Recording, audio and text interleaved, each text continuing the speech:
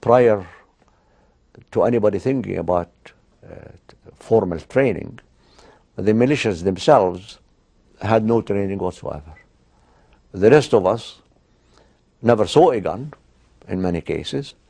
Under the British, if you were rumored to have been at a place where a gun was shown or a gun was there, that was a high crime. If you were convicted of owning one, that was death penalty. So this is a kind of militia that defended its own turf, its own towns. People simply joined together. It was traumatic, to put it simply, and this is an understatement actually, considering that, talking about myself, and I suspect it applies to a lot of others too, I think there was a high degree of innocence and naivete on my part. ستي هذا انت لما كنت بالبلاد كنت ترزقتي للفريندز مش هيك لمدرسه الفريندز؟ هذا كان بيت I used to knit this and sell it in Ramallah. اشتري له وابيعه تيجي وحده مرة تاخذ. Women used to come and buy this. بنات بالفريندز معلمات يعني اوادم ناس اوادم. Later, I met some teachers from the Quaker Friend School who bought my crochet and helped me sell it to others. They were very kind to me. يشتروا مني وتساعدني حرام كثير مناح كانوا ولا الأولاد هذول إيش رباهم. Who do you think raised the children? طلعنا ولا إشي ما معنا على الأرض طلعنا. We left with nothing.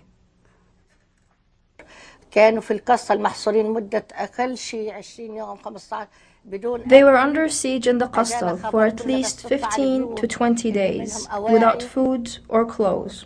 When we received this news, we sent them aid. Palestinian defeat?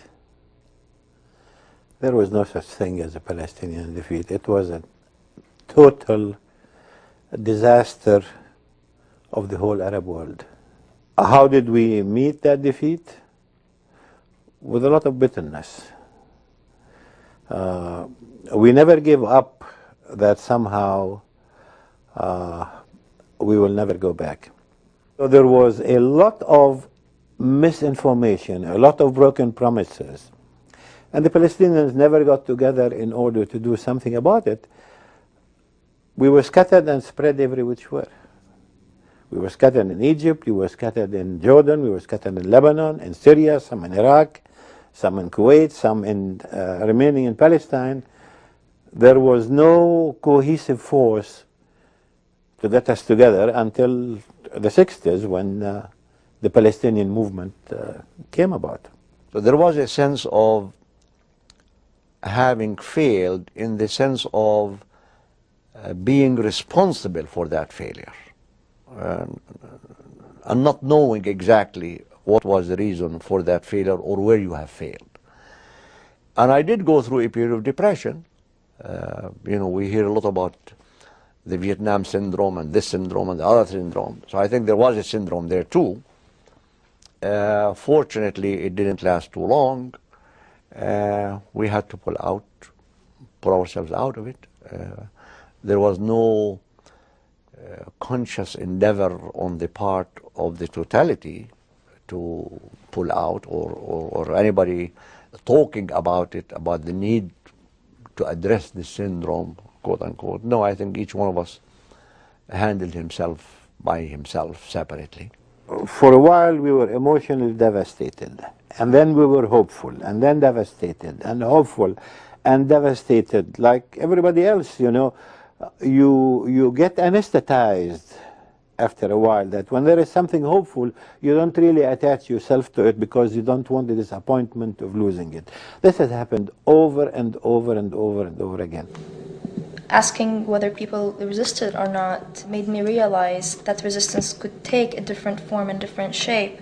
What resistance meant for me was so different when I resisted the Intifada than what those people experienced in 1948. I wonder if it makes a difference in the way people tell the story if they're living in Palestine or in the Middle East as opposed to living in exile here in the United States. I wonder what that becoming exiled has, if it's affected how people tell the story or don't tell it. I probably can answer that, Adibay, because I was working in the summertime. I went to Palestine. I went back home, and I was working on an oral history project on also 1948, and we interviewed a lot of 48 survivors. And since I continued working on oral history projects here in Chicago, interviewing Palestinian survivors of 48, there was interesting points when I think about it between how people told their stories, the people in Palestine, 48 survivor in Palestine, and the people here in Chicago. And I've noticed a lot of interesting things, like people here felt very hesitant, or most of them felt very hesitant telling their story. But on the other hand, people back home in Palestine, they were like, we would walk on, in a refugee camp, let's say the Haisha camp, around the Bethlehem area. People would just grab us from the streets if they know that we're doing a project on 48. They would grab us from the street. They want to tell us their story. When you think about the West, people here, earlier I mentioned that some people are reluctant on telling their story, and they kept saying we're not political. I mean, part of this is because just how the West documented this history. I mean, the story tend to be inaccurate, exaggerated, or untrue. So people thought of their history as not an ideal history. It's all about defeat, and that was part of why they were having a hard time or reluctant telling their personal stories. I think a big difference is the context people live in here. I mean, this is a country that has really denied that ever happened to the Palestinians. This is a country that glorifies 1948, as we looked at, as something wonderful. So how, as a Palestinian, how do you live in this country when your story is not known, is even denied? So I think that really affects how people talk about it. The other thing is that when Palestinians do get active in this country, they're harassed by the FBI and things like that. So that would probably explain why somebody said, I'm not political, as if telling his own life story could put him in prison. But that's in fact happened in a certain way in this country. And also the climate here, as you see, it's growing of the anti-Arab media we have here.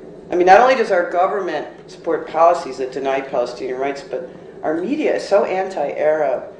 And it really hurts the children growing up here, the American-born generation, because, I mean, on the one hand, they're Americans, and on the other hand, their country of birth degrades their heritage. It's only until much later that I came to peace with this confusion of identity. There was no home for me that I could call my own, regardless of where I was. I would meet with Palestinians, and the Palestinian friends would say, you're a traitor, you're becoming Lebanese. And I would meet with the Lebanese, and they say, you're still a Palestinian. I was neither here nor there. Because we are product of a Nakba, we have to excel better than everybody else. We have to become the professionals. We have to study hard. We have to work. We have to do this. The stereotype that we live in here, is amazing. The moment you mention Palestinian, they have ideas of either a Bedouin or a peasant or a terrorist. It took me the longest time so that when people ask me, what are you? I said, the hell with them all. I am a Palestinian. Look at me and judge me for what I am, not for what the stereotype of the papers mention. And I don't even tell them whether I'm Muslim or Christian. I'm a Palestinian. I'm an Arab. Being born and raised in the States, it's very hard for us to even think about the kind of life they had.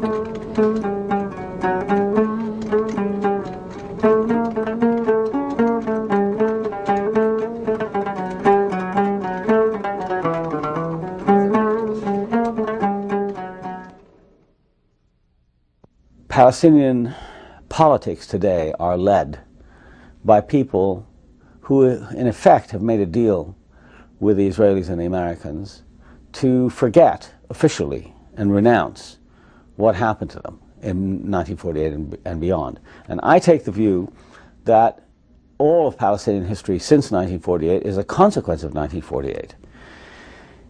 And so given the political fact that this history was given up just to have,